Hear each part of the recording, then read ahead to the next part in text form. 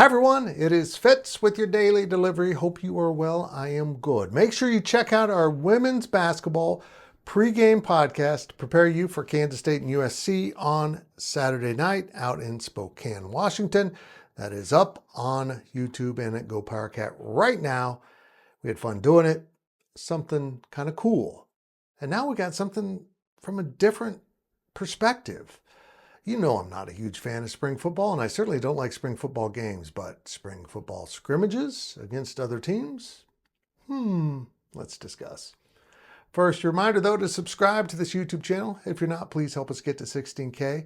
And tonight at 11 p.m. Central, this sale ends at 50% off. If you're not subscribing to GoPowercat, head on over, click that green join button, and join the GoPowercat family at 50% off. So now here's the latest idea to emerge from coaches who recognize now that having a spring game is very difficult. Between the portal and injuries and roster limits, you just don't have enough guys. And you don't really want to expose all your players to possible injury in that spring game. But now they're beginning to kick around the idea of spring scrimmages, in which one version of this is you will pay a FCS team to come in and be your foe, and kind of replace that maybe from having an FCS team on your schedule in the fall. Maybe those two don't go together, but certainly bringing in an FCS team would help them financially and also give you an opponent to, well, scrimmage. Now, how do you scrimmage in football? You're going to have full contact, don't you? Exhibition games are full contact. And I don't know how it can't just turn into a regular game, but in the spring. But others have a different idea. Down in Oklahoma, where Oklahoma and Oklahoma State now tragically don't have Bedlam every year. In fact, it's not scheduled. They would like to have it in the spring, which I think is stupid. Schedule it in the fall. That's how you solve the problem. But other schools like Colorado are talking about having full-on scrimmages against other power conference teams in the spring.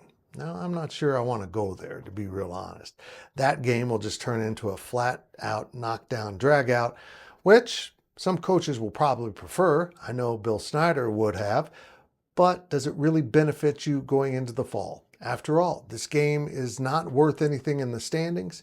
It is probably to see some players play, and you don't want them to get injured for the fall when the games count. But I am intrigued by this idea because there just aren't enough roster spots now, usually between injuries and players not arriving, to handle spring football games anymore. If Nebraska ends theirs, you know it's a problem, and they have.